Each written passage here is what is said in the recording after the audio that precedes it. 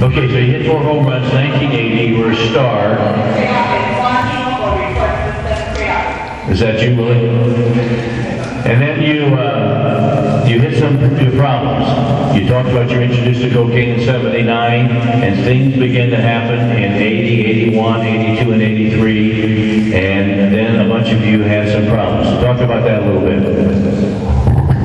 That's why it's so important to make good choices in life. Today, the choices that you make can affect your life for the rest of your life. 1981, one of my teammates introduced me to a baseball fan in Kansas City. He came up to me at the ballpark and he said, "Willie, I just met this guy, and I've been going over to his house for 2 weeks, and he's been bringing cocaine out on the plates. And we began to high. Do you get high? I've done it once in a while," I told him. He said, "What it's going to, meet me after the game, and we can go over to this guy's house." And I did that, and I liked it. And for the next couple of years, I did drugs and played baseball and partied. And 5 of my teammates started going over to this guy's house. It's only 25 players on the roster in the major leagues. We had a quarter of our players, 6, including me, going over to this guy's house, doing cocaine and drinking. Can you imagine that? Socializing, that's what we call it. During a period of 2 weeks, after the FBI started investigating the guy that we knew, he didn't have any drugs. And the FBI saw all these Mercedes and Jaguars parked in this guy's parkway. So they started doing an investigation on him. They put a wiretap on his phone so they could listen to the conversations that was coming to his house. And during a period of 2 weeks, I called this guy 7 times, asking him if he had any drugs. And each time I called him, I was on tape. And 3 of my teammates, they called him too, and had those guys on tape. The day he got drugs, the FBI came in and busted him. And eventually he got indicted. And it came out in the newspaper that some of the Kansas City Royal baseball players was involved in a drug sting. After the baseball season, we got indicted. 4 of us did. The ones that were on the watch out. We ended up pleading guilty to a misdemeanor. And our sentences, the judge sentenced us to 3 months in prison, which was a shock because we were first-time offenders. Never been in trouble before.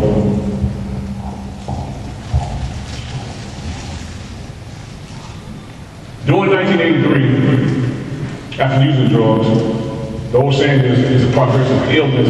It doesn't get better, it's getting worse. And with me, it got worse. We hired a new manager in 1981.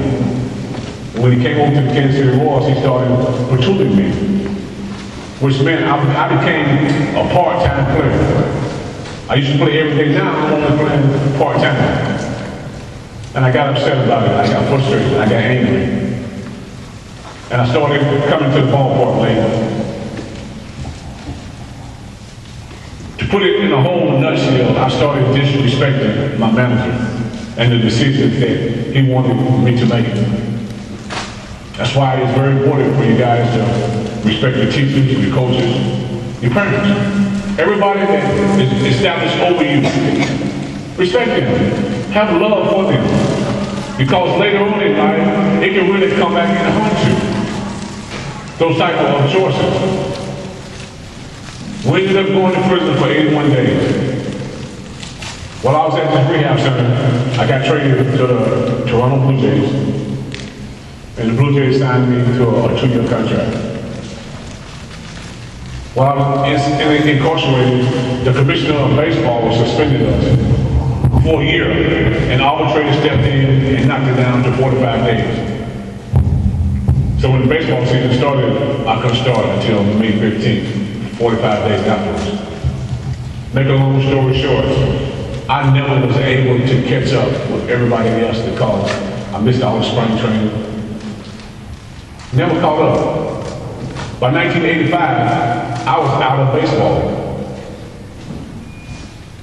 When I was out of baseball, the drug conviction in Kansas City. And I got blackballed because of the attitude when I had playing for the Kansas City Royals. Disrespecting the manager, it got around the league that I was a troublemaker. You know, when you play baseball and you play for a long period of time, you can just stick around as a pinch hitter because you are liked by the club. They say you're good for the players. Just to be inside of the clubhouse, guess what? Nobody wanted me anymore, and I ended up in the bush league in Mexico. Now I want to say this to you, young people. When I first met Willie Aikens in 1975, he was 21 years of age. He was one of the hardest working young ball players ever been around. He was the first guy on the field, he was the last guy off the field. He always had a great smile, he had a great work ethic. So when he just described to you how his attitude had changed because of the use of cocaine, and I began to hear about that, I thought that's not the Willie Aikens that I know. There's something really wrong. So Willie got himself into a mess. He shared that with you. He's out of baseball. He went to Mexico and played from 1986 to 1991. And then in 1992, he was arrested.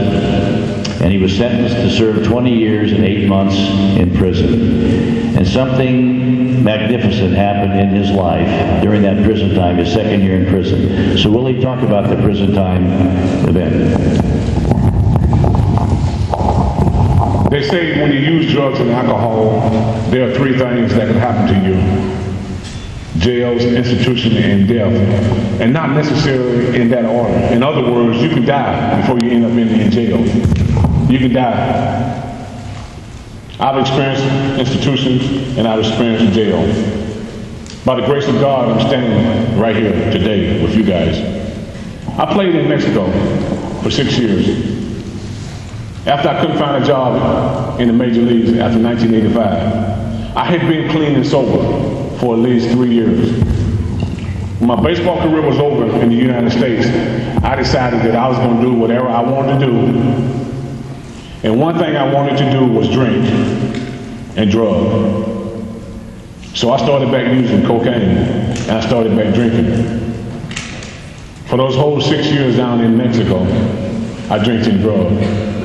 And not only that, I don't know if you guys understand between, you can use cocaine 3 different ways. You can snort it, you can smoke it, and you can inject it. I was a snorter at first. Please report to the 7th grade office. David Mason reports to the 7th grade office. When I started back using, I became a smoker. And the intensity of the high is worse. It just totally takes up all your time. That's all you want to do. But because I was a baseball player, there were days I would stay up all night smoking that pipe and drinking. And right at the time that I had to be at the ballpark, I would take my last hit and walk out that door and go to the baseball game.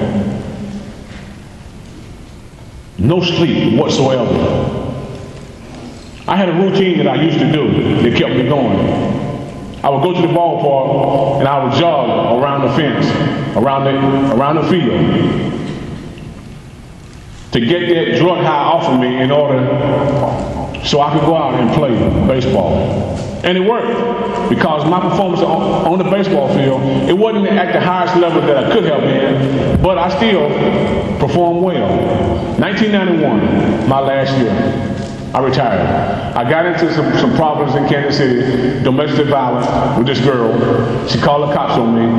I ended up pleading guilty, and the judge sentenced me to 1 year of probation. So when it came time for me to go back to Mexico and play, I asked the judge, and he said, no, you cannot leave the country.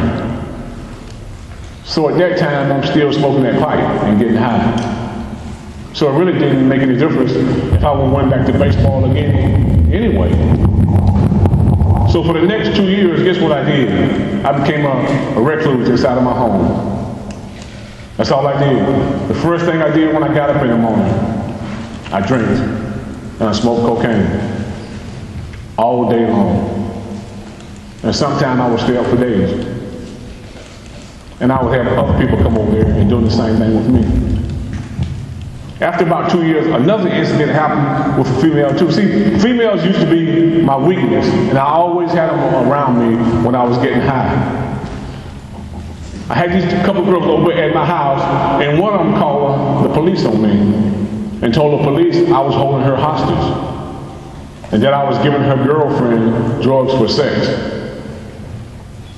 So they started watching me, doing investigations on me.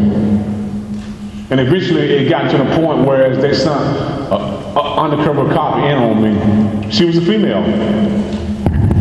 And I got drugs for her 4 times. I ended up getting indicted.